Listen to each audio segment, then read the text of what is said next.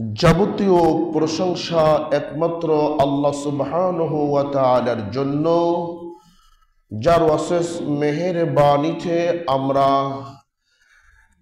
প্রতি জুমার ন্যায় আজকেও পবিত্র জুমাতে উপস্থিত হতে পেরেছি। সে মহান আল্লাহর দরবারে শুকরিয়া জ্ঞাপন করছি। আমরা বলছি আলহামদুলিল্লাহ।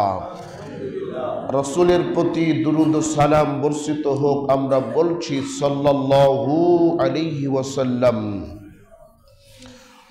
সম্মানিত উপস্থিতি, আজকের সংক্ষিপ্ত সময়ের আলোচনার বিষয় হচ্ছে গীবত করার পরিণাম। এ সম্পর্কে এক গুরুত্বপূর্ণ সংক্ষিপ্ত আলোচনা পেশ করার চেষ্টা করব ইনশাআল্লাহুল আজিজ। ওয়া মা তাওফিকি ইল্লা বিল্লাহ, আলাইহি তাওয়াক্কালতু ওয়া ইলাইহি উনীব। সম্মানিত উপস্থিতি, আজকের বক্তব্য প্রত্যেকটা মুসলমানের জন্য খুবই গুরুত্বপূর্ণ, যদি আপনি আমি বুঝে আমল করতে পারি। গীবত এমন একটি পাপ, মানুষের সমালোচনা করা এমন একটি পাপ, যেই পাপের কারণে মানুষের ইহকাল নষ্ট হয়, পরকাল নষ্ট হয়। গীবত এমন একটি পাপ, যে পাপটি মানুষের সাথে জড়িত, বান্দার সাথে জড়িত, যে পাপের ক্ষমা যার নামে গীবত করা হলো তার কাছেই নিতে হবে। আপনি আমি যদি কারো নামে গীবত করি, সমালোচনা করি, তাহলে তার কাছ থেকেই গীবতের ক্ষমা চাইতে হবে, মাপ চাইতে হবে।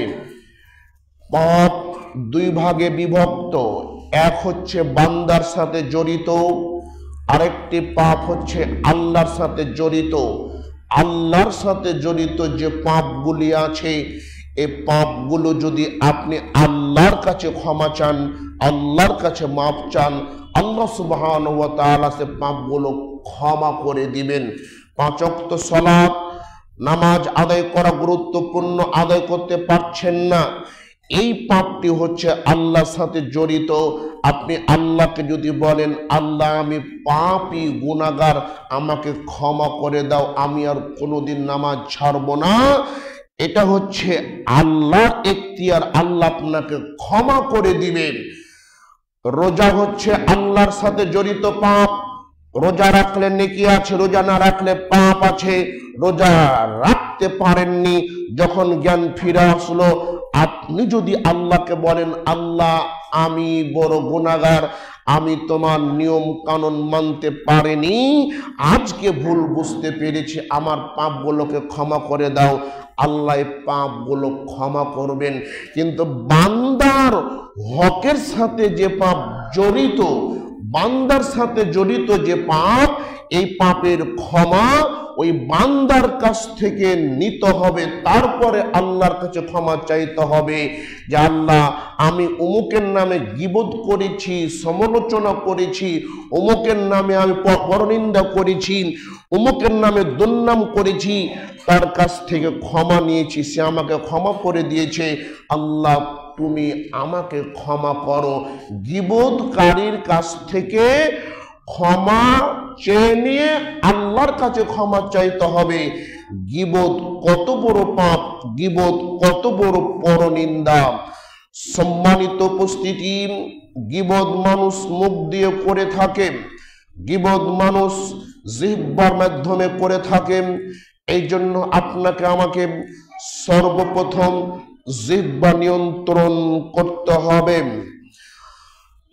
আন আবি হুরায়রা রাদিয়াল্লাহু তাআলা আনহু হতে বর্ণিত, তিনি বলেন, রাসূল সাল্লাল্লাহু আলাইহি ওয়াসাল্লামকে প্রশ্ন করা হলো, আন আকসারি মা ইদখিলুন নাসাল জান্নাহ, কোন জিনিস মানুষকে বেশি বেশি জান্নাতে প্রবেশ করাতে পারে, কোন জিনিসের কারণে মানুষ বেশি বেশি জান্নাতে যেতে পারে। আল্লাহর নবী বললেন তাকওয়াল্লাহ ওয়া হুসনুল খুলক, আল্লাহ ভীতি এবং ভালো আচরণ। ভালো আচরণের মাধ্যমে এবং আল্লাহ ভীতির মাধ্যমে মানুষ যত বেশি জান্নাতে প্রবেশ করতে পারে, অন্য কোনো আমলের মাধ্যমে মানুষ তত বেশি জান্নাতে প্রবেশ করতে পারে না। আবারও প্রশ্ন করা হলো আন আকসারি মা ইদখিলুন নাসান নার, কোন জিনিস মানুষকে বেশি বেশি জাহান্নামে নিয়ে যায়, কোন জিনিসের কারণে মানুষ বেশি জাহান্নামের বাসিন্দা হয়? রাসূল সাল্লাল্লাহু আলাইহি ওয়াসাল্লাম বললেন আল ফামু ওয়াল ফারজু, মানুষের জিহ্বা, মানুষের লজ্জাস্থান, মানুষের মুখ, মানুষের লজ্জাস্থান। মানুষকে যত বেশি জাহান্নামে নিয়ে যায়, অন্য কোনো আমল মানুষকে এত বেশি জাহান্নামে নিয়ে যায় না। মুখের মাধ্যমে মানুষ যতটা ফেঁসে যাবে, লজ্জাস্থানের মাধ্যমে মানুষ যতটা ফেঁসে যাবে, অন্য কারণে মানুষ এতটা ফেঁসে যাবে না। সাহাল ইবনে সাদ রাদিয়াল্লাহু তাআলা আনহু হতে বর্ণিত, তিনি বলেন রাসূল সাল্লাল্লাহু আলাইহি ওয়াসাল্লাম বলেছেন মান ইয়াজমালনি মা বাইনা লাহইহি ওয়া মা বাইনা রিজলাইহি আজমাল্লাহুল জান্নাহ, যে ব্যক্তি আমাকে লজ্জাস্থানের এবং মুখের গ্যারান্টি দিবে, যে ব্যক্তি লজ্জাস্থানের হেফাজত করবে, মুখের হেফাজত করবে, যে ব্যক্তি লজ্জাস্থানের জিম্মা নিবে, মুখের জিম্মা নিবে, আমি নবী তার জন্য জান্নাতের জিম্মাদার হয়ে যাব। লজ্জাস্থান যদি হেফাজত করতে পারেন, মুখ যদি কন্ট্রোল করতে পারেন, আল্লাহ নবী বলছে তার পাপ যাই হোক না কেন, আমি নবী তাকে জান্নাতে নিয়ে যাবই যাব। উবাদা ইবনে সামিত রাদিয়াল্লাহু তাআলা আনহু হতে বর্ণিত, তিনি বলেন রাসূল সাল্লাল্লাহু আলাইহি ওয়াসাল্লাম বলেন সিত্তু মিন আনফুসিকুম ইদমানু লি সিত্তাম মিন আনফুসিকুম, সঙ্গী সাথী তোমরা আমাকে 6টি বিষয়ের গ্যারান্টি দাও, 6টি বিষয়ের জিম্মা দাও, আদমাল্লাকুমুল জান্নাহ, আমি নবী তোমাদেরকে জান্নাতে নিয়ে যাব। আকাশের নিচে জমিনের উপরে যেই ব্যক্তি যে কোনো বংশের হতে পারে, গরিব হতে পারে, ধনী হতে পারে, টাকা পয়সার মালিক হতে পারে, এমপি হতে পারে, মন্ত্রী হতে পারে, আরে যে হোক না কেন, যারা আমাকে 6টি বিষয়ের জিম্মা দিবে, 6টি বিষয়ের গ্যারান্টি দিবেন, আমি নবী তাকে জান্নাতে নিয়ে যাবই যাব। এক, উসদুকু ইদা হাদ্দাসতুম, যখন কথা বলবে সত্য কথা বলবে। সত্য কথা যদি বাবার বিপক্ষে যায়, সত্য কথা যদি মায়ের বিপক্ষে যায়, সত্য কথা যদি গ্রামবাসীর বিপক্ষে যায়, সত্য কথা যদি রাষ্ট্রের বিপক্ষে যায়, সত্য কথা বলতে গিয়ে যদি কল্লাও না থাকে, মাথাও না থাকে, যারা সদা সর্বদা সত্য কথা বলবে, আমি নবী তাকে জান্নাতে নিয়ে যাব। 2, ওয়া আউফু ইদা ওয়াতুম, ওয়াদা করলে পূর্ণ করবে, ওয়াদা করলে পূর্ণ করবে। 3, ওয়াহাদ্দু ইজাতুমিনতুম, আমানত রাখা হলে আমানত ফিরিয়ে দিবেন। ওয়াহফাদু ফুরুজাকুম লজ্জা স্থানের হেফাজত করবে। ওয়াগুদ্দু আবসারাকুম, চক্ষু নিম্নগামী করবে। অকুফু আইদিয়াকুম, ক্ষমতাকে নিয়ন্ত্রণ করবে। এই 6টি বিষয়ের গ্যারান্টি যে দিবে আমাকে, আমি নবী তাকে জান্নাতে নিয়ে যাব। কি? 1, সত্য কথা। 2, আমানত ফিরিয়ে দেওয়া। 3, ওয়াদা পূর্ণ করা। 4, লজ্জাস্থানের হেফাজত করা। 5, চক্ষু নিম্নগামী করা। 6, ক্ষমতা নিয়ন্ত্রণ করা। 6টি বিষয় যে ব্যক্তি নিয়ন্ত্রণ করতে পারবে, জিম্মা নিতে পারবে, আমি নবী তাকে জান্নাতে নিয়ে যাবই যাব। সম্মানিত উপস্থিতি, রাসূল সাল্লাল্লাহু আলাইহি ওয়াসাল্লাম বলেন, মানুষের জিহ্বা, মানুষের মুখের মাধ্যমে মানুষ অনেকটাই ধ্বংস হয়ে যাবে। মুখের কারণে মানুষ অনেকটাই নিচে নেমে যাবে, আবার মুখের কারণে মানুষ অনেকটাই উপরে উঠে যাবে। এবং এই জন্য কথা খুব নিয়ন্ত্রণ করে বলতে হবে। সম্মানিত উপস্থিতি, রাসূল সাল্লাল্লাহু আলাইহি ওয়াসাল্লাম বলেন, যে ব্যক্তি দুনিয়াতে কারো গোপন বিষয় গোপন রাখবে, যে ব্যক্তি কারো দোষত্রুটি গোপন রাখবে, আল্লাহ সুবহানাহু ওয়া তাআলা তার দোষত্রুটি গোপন রাখবেন। যদি পৃথিবীতে কেউ কারো দোষত্রুটি গোপন রাখতে পারে, স্বয়ং আল্লাহ সুবহানাহু ওয়া তাআলা তার দোষত্রুটি গোপন রাখবেন। আল্লাহ নবী বলছেন, ওয়ালা তাজাসসু, তোমরা কারো দোষত্রুটি অনুসন্ধান করিও না। যাদের দোষত্রুটি অনুসন্ধান করবে, গোপনে কান লাগিয়ে কথা শুনবে। স্বামী স্ত্রী কি কথা বলছে, কেউ যদি কান লাগিয়ে কথা শুনে, 2 জন ব্যক্তি কি কথা বলছে যদি গোপনে তা অনুসন্ধান করে, আল্লাহ নবী বলছেন কাল কিয়ামতের মাঠে ওই ব্যক্তিদের কানে গরম সীসাগুলো ঢেলে দেওয়া হবে। সম্মানিত উপস্থিতি,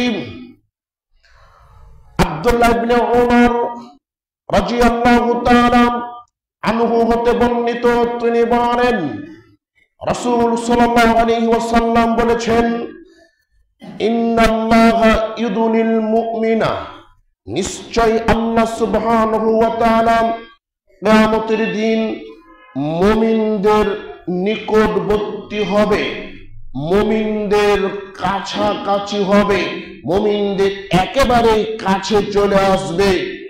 ফায়াজাউ আলাইহি কানাফাহু, অতঃপর আল্লাহ সুবহানাহু ওয়া তাআলা তাদের উপরে এভাবে বাহুটি রাখবেন। ওয়াসতুরুহু, এবং তাদেরকে ঢেকে নিবেন, বাহু দিয়ে তাদেরকে ঢেকে নিবেন। ঢেকে নেওয়ার পর আল্লাহ সুবহানাহু ওয়া তাআলা ওই বান্দাকে বলবে, আতারিফু যামবা কাযা, ও বান্দা, তুমি কি এই পাপটি চিনতে পারছো, এই অন্যায়টি কি চিনতে পারছো? তোমার কি মনে পড়ে পৃথিবীর অমুক জায়গায় দাঁড়িয়ে তুমি এই পাপটি করেছিলে, অমুক সময় দাঁড়িয়ে এই কথাগুলো বলেছিলে, তোমার কি মনে হয়? তখন বান্দা বলবে, না, হাদা আই রব্বি, হে আমার প্রতিপালক, আমার কথাগুলো মনে পড়ছে। আমি দুনিয়াতে অমুক জায়গায় দাঁড়িয়ে দাঁড়িয়ে এ পাপগুলো করেছিলাম, বসে বসে পাপ করেছিলাম, শুয়ে শুয়ে পাপ করেছিলাম। আজকে আমি চিনতে পারছি, বুঝতে পারছি। হাত্তা ইদা কররাহু, আল্লাহ সুবহানাহু ওয়া তাআলা তার প্রত্যেকটা পাপের, তার প্রত্যেকটা প্রত্যেকটা গুনাহের স্বীকারোক্তি এইভাবে নিবেন। যখন স্বীকারোক্তি নিবেন ওয়ারা ফি নাফসিহি হালাকা, তখন ওই ব্যক্তি মনে করবে আজকে তো এই পাপগুলোর কারণে, আজকে তো এই অন্যায়গুলোর কারণে আমার ধ্বংস অনিবার্য, আমি তো আজ ধ্বংস হয়ে যাব। আল্লাহ তো সব পাপের কথা আমাকে বলে দিচ্ছেন, আল্লাহ তো সব পাপের কথা আমাকে মনে করিয়ে দিচ্ছেন, আমি তো আজকে ধ্বংস হয়ে যাব। তখন আল্লাহ সুবহানাহু ওয়া তাআলা বলবেন সাতারতুহু আলাইকা ফিদ দুনিয়া, বান্দা আমি তোমার দুনিয়াতে এই পাপগুলোকে মানুষের কাছ থেকে গোপন রেখেছিলাম, ওয়া আনা আগফিরুহা লাকাল ইয়াউমা, আর আজকে আমি আল্লাহ তাআলা তোমার পাপগুলো ক্ষমা করে দিলাম। সম্মানিত উপস্থিতি, কি বুঝতে পারলাম? যদি মুখ নিয়ন্ত্রণ করে মানুষের কথাগুলো গোপন রাখতে পারি, মানুষের কথাগুলো যদি নিজের মধ্যে রেখে দিতে পারি, তাহলে আপনি আমি অবশ্যই বড় বড় অন্যায় করার পরও আল্লাহ পাক গোপন রেখে কিয়ামতের মাঠে ক্ষমা করে দিবে। সম্মানিত উপস্থিতি, জিহ্বা, মুখ, মানুষের হাত পা, এগুলো মানুষের বিপক্ষে যাবে। যদিও আমি মুখ নিয়ন্ত্রণ করতে পারছি না, যদিও মুখ দিয়ে অনেক কথা বলে ফেলছি, একদিন এই মুখ জিহ্বা আপনার বিপক্ষে কাজ করবে। আল্লাহ সুবহানাহু ওয়া তাআলা বলেন আল ইয়াউমা নাখতিমু আলা আফওয়াহিহিম ওয়া তুকাল্লিমুনা আইদিহিম, কিয়ামতের দিন আল্লাহ সুবহানাহু ওয়া তাআলা মানুষের মুখে মোহর মেরে দিবেন, তালাবদ্ধ করে দিবেন। তাদের হাত আল্লাহর সাথে কথা বলবে, ওয়ারজুলুহুম বিমা কানু ইয়াকসিবুন, তাদের পা তাদের কৃত কর্ম সম্পর্কে সাক্ষ্য দিবে, বলবে আল্লাহ হাতে যা বলে সবই সত্য। হাতে কথা বলবে আল্লাহর সাথে, পায়ে সাক্ষী দিবে হাতে যে কথাগুলো বলছে সব সত্য কথা বলছে। হাত বিপক্ষে চলে যাবে, মুখ বন্ধ থাকবে, আপনার পা আপনার বিপক্ষে কথা বলবে, কেউ আপনাকে ছাড় দিয়ে কথা বলবে না। সম্মানিত উপস্থিতি, আল্লাহ সুবহানাহু ওয়া তাআলা বলছেন ইয়াউমা ইউহশারু আ'দাউল্লাহি ইলান নারি ফাহুম ইউজাউন, সেই দিন আল্লাহর দুশমনদেরকে, আল্লাহর বিরুদ্ধে যারা চলেছে তাদেরকে দলে দলে বিভক্ত করে তাড়িয়ে জাহান্নামের নিকটবর্তী করা হবে। হাত্তা ইদা মা জাউহা, যখন তারা জাহান্নামের কাছাকাছি হয়ে যাবেন, যখন তারা জাহান্নামের নিকটবর্তী হবে, শাহিদা আলাইহিম সামউহুম ওয়া আবসারুহুম ওয়া জুলুদুহুম, তখন তাদের কান, তাদের চোখ, তাদের চামড়াগুলি তাদের কৃত কর্ম সম্পর্কে সাক্ষ্য দিবে। এক, চোখ কথা বলবে, দুই, কান কথা বলবে, তিন, এই যে স্কিন চামড়া আছেন এই চামড়াগুলো কথা বলবে, মুখ ফুটে যাবে। আপনি আমি যেমন মুখ দিয়ে কথা বলতে পারি, এই চামড়ারও মুখ হবে, চামড়াগুলো কথা বলবে। তখন মানুষটি চামড়াকে ডেকে বলবে, মানুষটি তার চোখকে কানকে ডেকে বলবে ওয়াকালু লিজুলুদিহিম লিমা শাহিদতুম আলাইনা, তোমরা কেন আজ আমার বিপক্ষে কথা বলছো, তোমরা কেন আজ আমার বিপক্ষে চলে গেছো, আমি তো তোমাদের সাথে লেগে আছি। তখন চোখ কান চামড়া সব কিছু বলবে ওয়াকালু লিজুলুদিহিম লিমা শাহিদতুম আলাইনা ক্বালু আনতাকানাল্লাহু আল্লাযী আনতাকা কুল্লা শাই, যে আল্লাহ সব কিছুকে কথা বলার শক্তি দিয়েছে, বাক শক্তি দান করেছে সে মহান আল্লাহ সুবহানাহু ওয়া তাআলা আমাদেরকেও কথা বলার শক্তি দিয়ে দিয়েছে। সম্মানিত উপস্থিতি, আপনি তো বলতে চাচ্ছেন যে হুজুর এখন কথা বলতে গেলে জিহ্বার প্রয়োজন হয়, কথা বলতে গেলে দাঁতের প্রয়োজন হয়, চামড়ার তো কোনো দাঁত নেই, জিহ্বা তো কোনো দাঁত নেই, চোখের তো কোনো দাঁত নেই, এগুলো কিভাবে কথা বলবে? বন্ধুগণ আমার, মানুষের সৃষ্টি মোবাইল যদি জিহ্বা ছাড়া দাঁত ছাড়া কথা বলতে পারে, যে আল্লাহ মানুষ তৈরি করেছে, যে আল্লাহ সব কিছুর মালিক, সে আল্লাহ ছাড়া, সে আল্লাহ কিয়ামতের মাঠে কি দাঁত ছাড়া কথা বলাতে পারবে না? পারবে না? পারবে। পৃথিবীতে মোবাইলের দাঁত আছে নাকি? মোবাইলের দাঁত আছে? মোবাইল জিহ্বা আছে? মোবাইল যদি দাঁত জিহ্বা ছাড়া পৃথিবীতে কথা বলতে পারে, এটা মানুষের তৈরি। আর এই মানুষকে যে আল্লাহ তৈরি করেছে, সে আল্লাহ দাঁত জিহ্বা ছাড়া কথা বলাতে পারে না? পারবে। তো সম্মানিত উপস্থিতি, এই জন্য আপনাকে আমাকে জিহ্বা নিয়ন্ত্রণ করতে হবে। আল্লাহ সুবহানাহু ওয়া তাআলা বলেন, ইয়া আইয়ুহাল্লাযীনা আমানু ইয়া আইয়ুহাল্লাযীনা আমানু ইজতানিবু কাসীরাম মিনাদ-দন, হে ঈমানদারগণ তোমরা অধিক ধারণা করা থেকে বেঁচে থাকো। ইন্না বা'দাদ-দন্নি ইসমুন, কারণ কিছু ধারণা বড় পাপ। এটা আল্লাহ বলছেন, হাদিসে বলছে ইয়াকুম ওয়াদ-দন্না, পৃথিবীর মানুষ তোমরা ধারণা করা থেকে বেঁচে থাকো, মানুষকে সন্দেহ করা থেকে বেঁচে থাকো। ফা ইন্নাদ-দন্না আকযাবুল হাদিস, কারণ ধারণায় হচ্ছে বড় মিথ্যা। যত ধারণা আছে ধারণা ছেড়ে দিতে হবে, কারণ ধারণা হচ্ছে মিথ্যা কথা, মিথ্যা জিনিস। সম্মানিত উপস্থিতি, ধারণা কিভাবে ভুল হয় একটু আমি আপনাদেরকে বলার চেষ্টা করি, সময় খুব সংক্ষেপ, আমার বক্তব্য দিয়ে আমি এগিয়ে যাব। একজন ছেলে একটা কাপড় নিয়ে এসে তার মার জন্য কিনেছে, তার মাকে কাপড়টি দিবে। যখন ছেলেটা বাড়িতে ঢুকলো, ঢোকার সাথে সাথে কাপড়টা আঙুরি দিয়ে ফেলে দিল তার মার কোলে। মা রাগ করলো, আমি ছেলেকে কাপড় কিনতে বললাম আর আমার ছেলে আমাকে রাগ করে কাপড় ফেলে দিয়ে দৌড় মারলো, কারণ মানুষজন ডাকলো, বিচার হলো। এবার ওই ছেলেকে উপস্থিত করা হলো, কি ব্যাপার মায়ের সাথে কেন এরকম খারাপ আচরণ করেছো?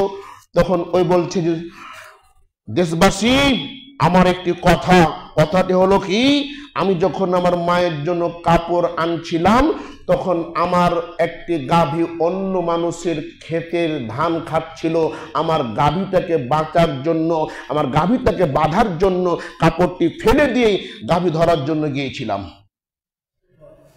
মায়ের ধারণা ছেলে আমাকে অপমান করেছে, আর ছেলে গাভী ক্ষেত থেকে বাঁচার জন্য দৌড় মেরেছে। বলেন তো ছেলে বাহাবা পাবে কি পাবে না?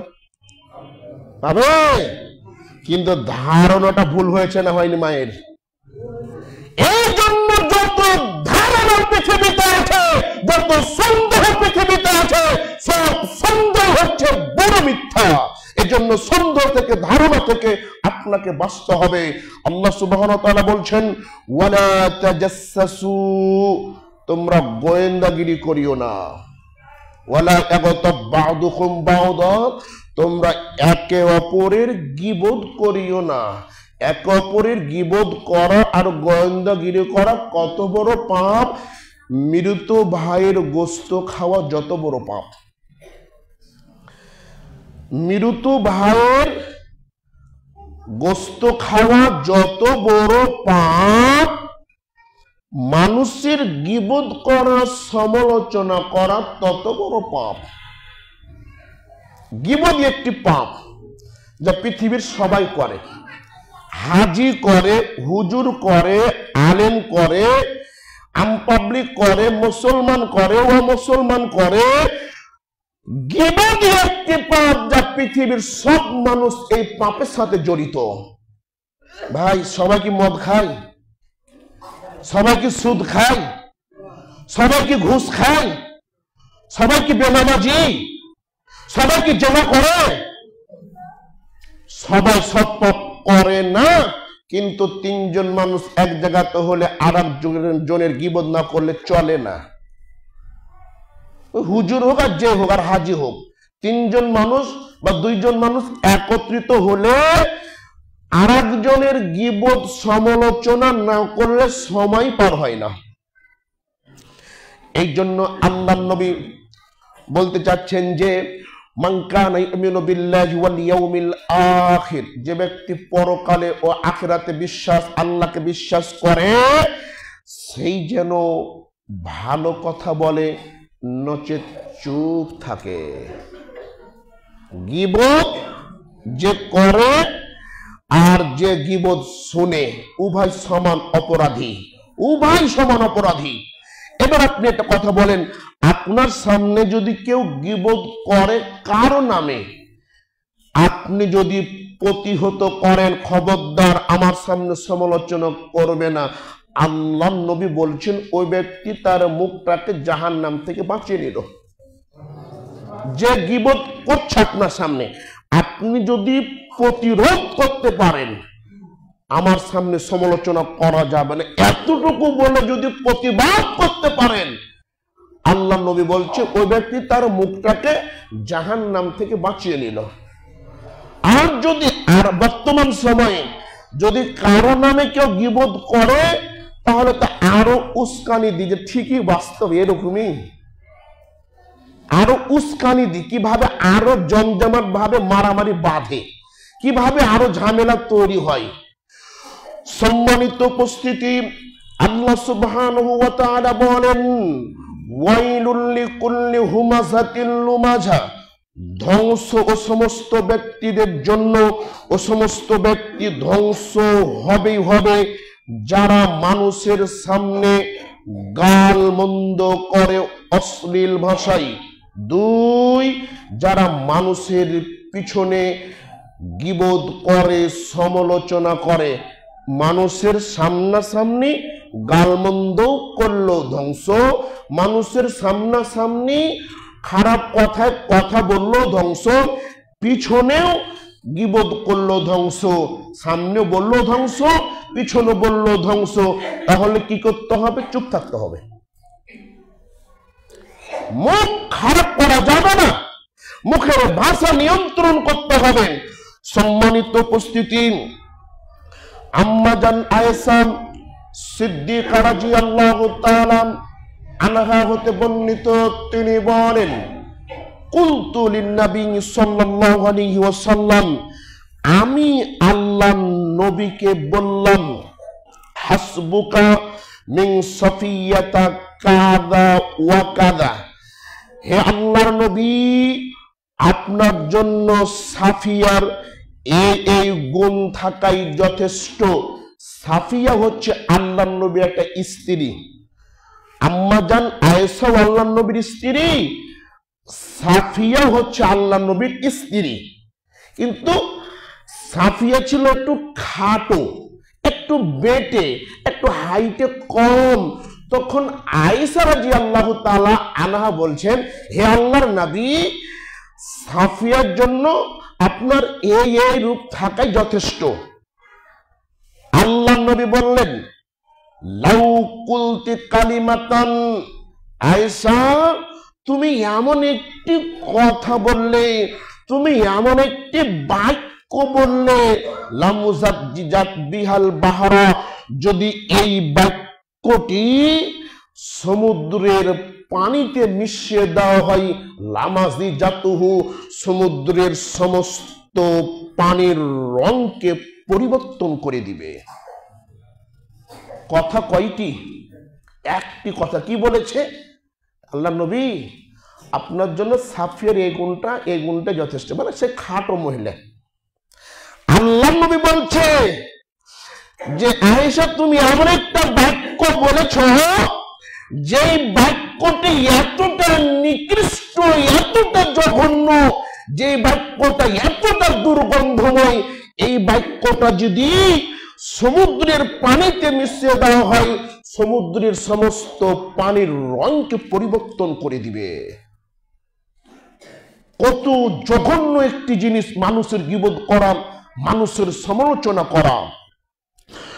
সম্মানিত উপস্থিতি, আনাস রাদিয়াল্লাহু তাআলা আনহু হতে বর্ণিত, তিনি বলেন রাসূল সাল্লাল্লাহু আলাইহি ওয়াসাল্লাম বলেছেন, লাম্মা উরিজা বি রব্বি, আমার প্রতিপালক আমার রব আমাকে মেরাজের রাত্রে নিয়ে গেলেন, আমাকে মেরাজ করালেন।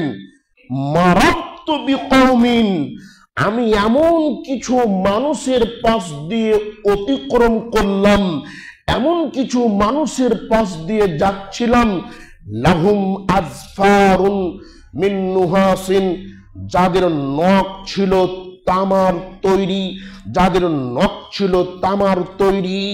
ইয়াখমিসুনা সুদুরহুম ওয়া উজুহাহুম, ওই তামার তৈরি নখ দিয়ে তারা তাদের মুখের গোস্তগুলোকে ছিঁড়ে ফেলছে, বুকের গোস্তগুলোকে ছিঁড়ে ফেলছে, একেবারে অবস্থা লাজুক। আল্লাহ নবী এই দৃশ্য দেখে জিবরাইলকে বলছেন, মান হাউলা ইয়া জিবরিল, হে জিবরিল এরা কারা, এদের অবস্থা কেন এতটা লাজুক, নিজেই কেন নিজের মুখের গোস্তগুলো ছিঁড়ে ছিঁড়ে ফেলছেন, নিজেই কেন নিজের বুকের গোস্তগুলোকে এভাবে টুকরো টুকরো করছে। তখন আল্লাহ নবীকে বলা হলো, হে আল্লাহ নবী, এরা হচ্ছে তারাই যারা মানুষের গীবত সমালোচনা করত। কেন নিজের গোস্ত, মুখের গোস্তগুলো, বুকের গোস্তগুলো কেন ছিঁড়ে ফেলছে একা একা? এ সমস্ত ব্যক্তিদের অপরাধ, তারা পৃথিবীতে মানুষের গীবত করত, সমালোচনা করত। সম্মানিত উপস্থিতি, আরেকটি হাদিস বলে বক্তব্যের শেষ দিকে চলে যাব। গীবত কি জিনিস আমি এই আধা ঘন্টা সময়ের মধ্যে আপনাকে সম্পূর্ণ বুঝাতে অক্ষম। রাসূল সাল্লাল্লাহু আলাইহি ওয়াসাল্লাম রাস্তা দিয়ে যাচ্ছেন, এমন সময় তিনি দুইটি কবরের আযাব শুনতে পেলেন। কি কারণে আযাব হচ্ছে?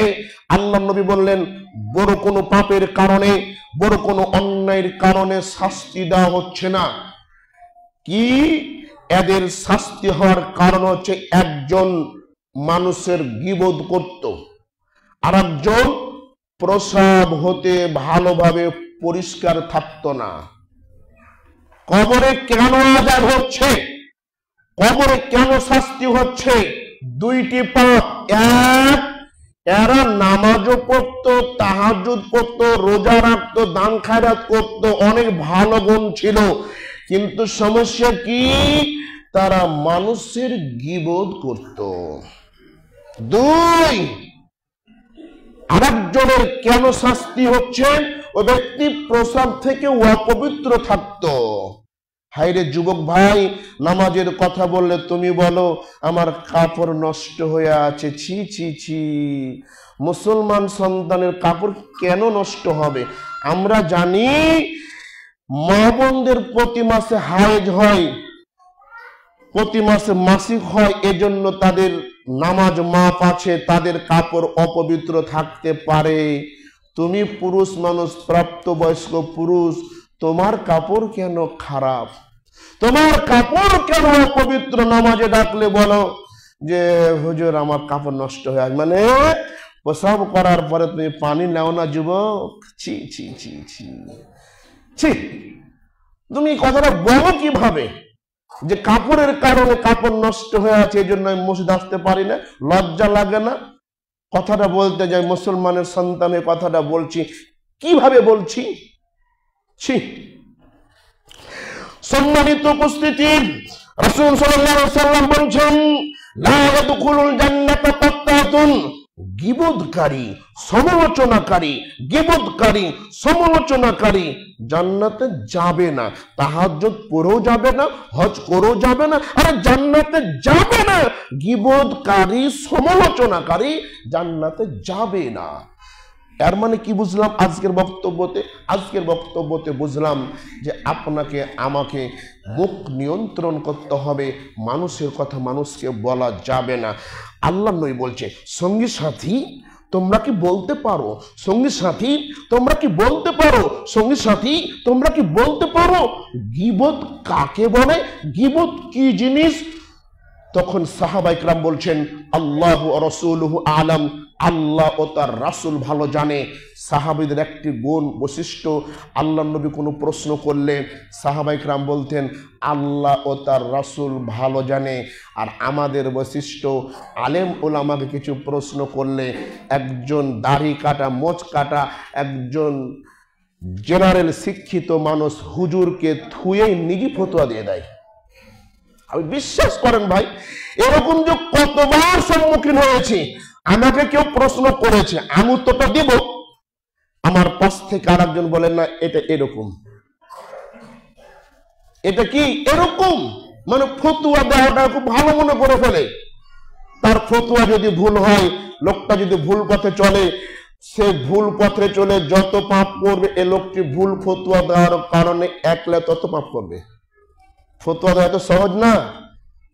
বর্তমান সময়ে ফতোয়া দেওয়া আর ডাক্তারের অভাব নেই। অসুখ হলে আপনাকে মানুষ বললে এ ওষুধ খাও, ওষুধ খাও, ওই গাছ খাও, মানে ডাক্তারের অভাব নাই।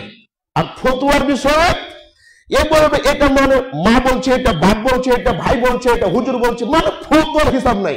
কিন্তু মানুষ বুঝে না, ওষুধ যদি ভুল হয়ে যায় রোগীটি মারা যাবে, ফতোয়া যদি ভুল হয়ে যায় লোকটি জাহান্নামে চলে যাবে, এটা চিন্তাই করে না।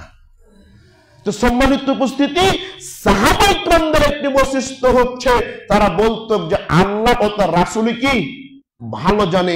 তখন আল্লাহ নবী বলছেন, গীবত কি জানো? গীবতটা হচ্ছে যিকরুকা আখাকা, তোমার ভাই সম্পর্কে এমন কিছু কথা বলা যা সে অপছন্দ করে। সাহাবায়ে কেরাম বলছেন, আল্লাহ নবী ইন কানা ফিহি মা আকুলু, আমি যা বলি তা যদি তার মধ্যে থাকে তাহলে ব্যাপারটা কেমন হবে? আল্লাহ নবী বললেন, তুমি যা বলো তা যদি তার মধ্যে থাকে তাহলে তা গীবত হবে, আর তুমি যা বলো তা যদি তার মধ্যে না থাকে তাহলে তার নামে অপবাদ দেওয়া হবে। কি বোঝা গেল? যদি থাকে, ও জেনা করছে, ব্যভিচার করছে, মদ খেয়েছে, অনেক বড় পাপ করেছে, আপনি যদি বলেন তাও কি গীবত। আর যদি এগুলো না করার আপনি বলেন তাহলে তো অপবাদ দেওয়া। সম্মানিত উপস্থিতি, তাহলে গীবত কত ভয়ঙ্কর। এবার আপনি একটি বিষয় মনে রাখেন, কয়েক জায়গাতে আপনি গীবত করা বৈধ, যে জায়গাগুলোতে গীবত করতে হবে।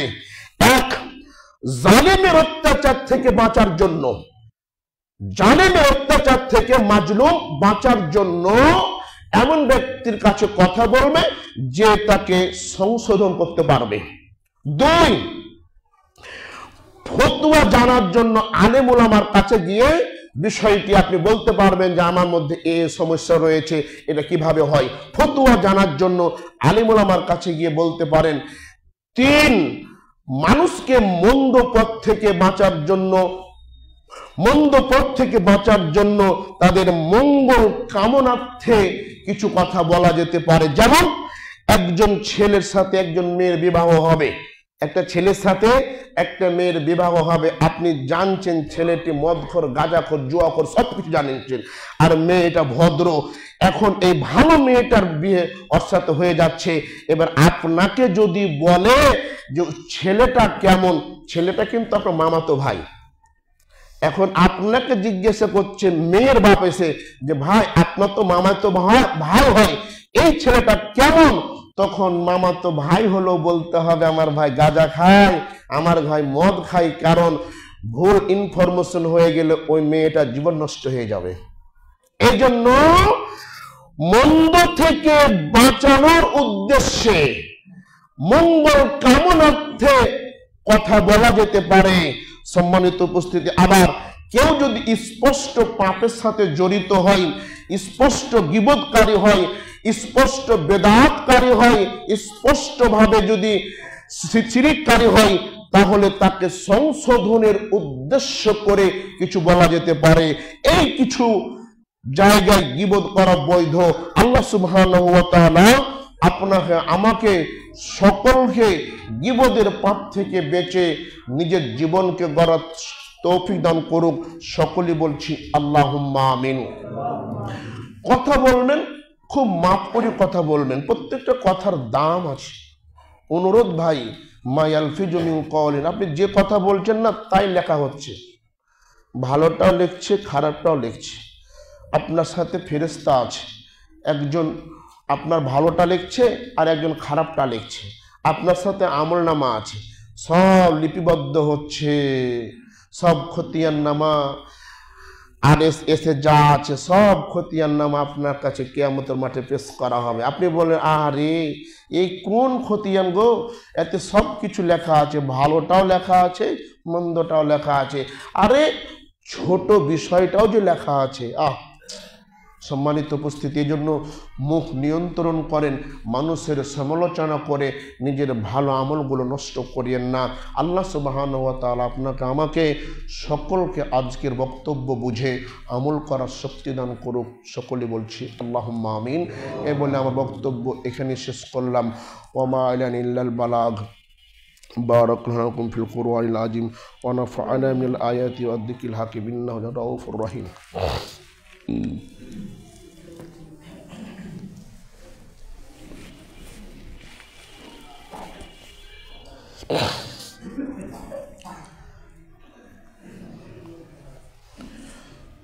ইন্নাল হামদা